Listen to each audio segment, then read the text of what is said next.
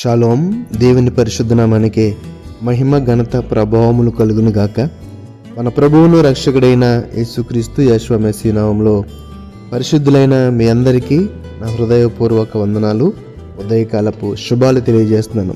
దేవాతి దేవుని మహాకృప, సమాధానము, క్షేమము ఈ రోజంతా మనందరికీ తోడై నడిపించింది గాక. ఆమేన్.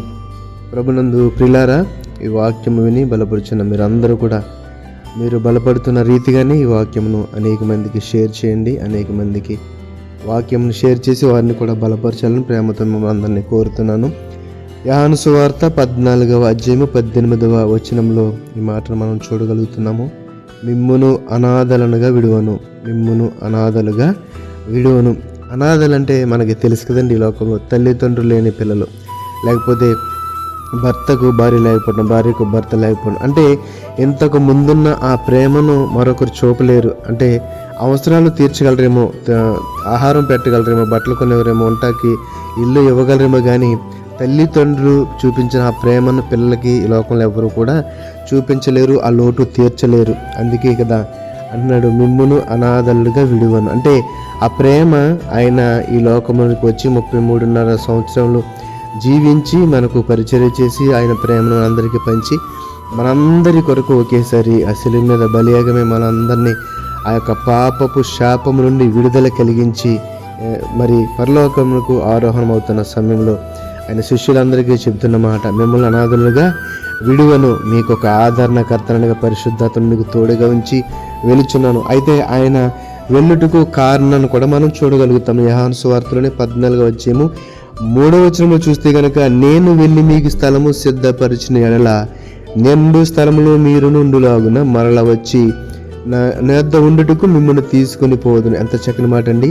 నేను వెళ్ళి మీకు స్థలము సిద్ధపరిచిన ఎడల నేనుండు స్థలములో మీరును ఉండులాగున మరల వచ్చి నా యొద్ద ఉండుటకు మిమ్మల్ని తీసుకొని పోదును. ఆయన మనల్ని ఎప్పుడూ కూడా విడిచిపెట్టే స్థితిని మనం చూడలేదు. ఇక్కడ ఇప్పుడు కూడా మీతో ఉంటాను, నేను లేకపోయినా ఆదరణకర్తను మీకు తోడుగా ఉంచుతాను, మిమ్మల్ని అనాథలుగా విడువను. అయితే కొన్ని సందర్భాల్లో మన యొక్క స్థితిని బట్టి, ఈ లోకంలో మన యొక్క జీవన విధానాన్ని బట్టి, మనకు కలిగిన అశాంతిని బట్టి, మనకు కలిగిన శోధనను బట్టి మనం ఏమనుకుంటామంటే దేవుడు నన్ను విడిచిపెట్టేసి అనుకుంటాం. కానీ అది ఎంత మాత్రం కూడా సబబు కాదేమో. ఆయన చెప్తున్నాడు కదా, మిమ్మల్ని అనాథలుగా విడువను. అయితే పిల్లరా, మనము ఈ శోధనలో ఉన్నప్పుడు, ఎందుకంటే ఆ శోధన ఎందుకు వచ్చిందని ఒకసారి ఆలోచన చేసుకుంటే కనుక మనకి సరైన సమాధానము దొరుకుతుంది. హెబ్రీయులకు రాసిన పత్రిక, అపోస్తలుడైన పౌలు హెబ్రీయులకు రాసిన పత్రిక 2వ అధ్యాయం 18వ వచనంలో అంటాడు కదా, తాను శోధింపబడి శ్రమ పొందిన గనుక శోధింపబడు వారికి సహాయము చేయగలవాడై ఉన్నాడు.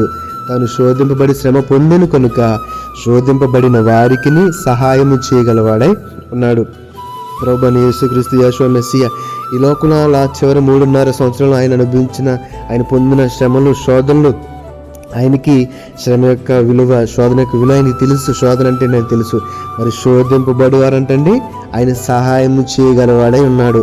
ఒకవేళ శోధన వచ్చినా కూడా మనం ఎంత శోధన అయితే భరించగలుగుతామో అంత శోధననే మనకి అనుమతిస్తాడు. మిగతా వాటికి ఆయన అనుమతి ఇవ్వడు. కాబట్టి మనం వింటున్న ఈ వాక్యము ద్వారా యొక్క శ్రమలలో, శోధనలో ఉన్నవారు అందరూ కూడా ఆదరింపబడుతున్నారని నేను అనుకుంటున్నాను. ప్రియులారా, మిమ్మల్ని అనాథలుగా విడువను. ఎందుకంటే ఆయన శ్రమ పొందాడు, ఆయన శోధన అంటే తెలుసు కాబట్టి శోధింపబడు అందరికీ సహాయము చేయగలవాడై ఉన్నారు. కాబట్టి శోధన వచ్చినప్పుడు మీరు తండ్రిని అడుగుతున్నారా, ప్రభువా నీ శోధన నుండి నన్ను తప్పించండి, ప్రభు శోధనను తప్పించిన మార్గంలో జ్ఞానం నాకు తెలియజేయండి అని మమ్మల్ని అడుగుతున్నామా? లేకపోతే దేవుని నిందిస్తున్నామా? కానీ మనం చేయవలసింది నిందించడం కాదు, కానీ మొక్కలు వంచి ప్రార్థన చేస్తే కనుక మనకు కలిగిన యొక్క శోధన నుండి, అశాంతి నుండి, ఆ యొక్క అసమాధానం నుండి మనలందరినీ తండ్రి విడిపించి, ఆయన కుమారుని యేసుక్రీస్తు యెషువా విడిపించి మనకి శాంతిని, సమాధానం దయచేయడానికి సిద్ధమవునాడు. కనుక ఆయన మనలను అనాథలుగా విడిచిపెట్టే దేవుడు కాదు, మనందరికీ సహాయం చేయ దేవుడు. మనందరికీ కూడా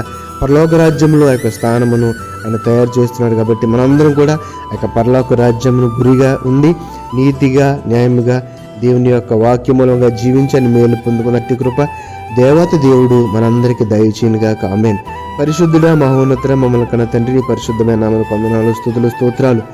నాయనా, మీరు మమ్మల్ని అనాథలుగా ఎప్పుడు విడిచిపెట్టలేదు ప్రభువా, కానీ ఇప్పుడు కూడా మాతోనే ఉన్నారు. ఎక్కడ 2-3 కూడి నా నామమును ఆరాధిస్తున్నారు, వారి మధ్యన ఉంటాను సెలవిచ్చిన దేవుడు నీకు వందనాలు. నాయన మా కొరకు పరిశుద్ధాత్మను ఆదరణకర్తను ఉంచలేరు ప్రభు, నీకు వందనాలు. మా కొరకు స్థలమును సిద్ధపరచుగలేరు ప్రభు, నీకు వందనాలు. ఆయన శోధింపబడే వారికి సహాయం చేయగలవారు మీరే ప్రభు. ఆయన ఈ మాటలు వింటున్న బిడ్డలు ఎవరైతే శోధనలో ఉన్నారు, ఇప్పుడే నజరేయుడైన యేషువ మెస్సీయ నామములో శోధనను తప్పించండి, సమాధానం దయచేయండి. విన్న వాక్యము ద్వారా మా హృదయాలను తండ్రి ఆదరించినందుకు మీకు కృతజ్ఞతాస్తుతులు చెల్లించుకుంటాం. నజరేయుడైన యేషువ మెస్సీయ నామములో ప్రార్థన అడిగి వేడుకొనిచున్నాము తండ్రి. ఆమేన్, ఆమేన్. షలోమ్. అందరికీ వందనాలు.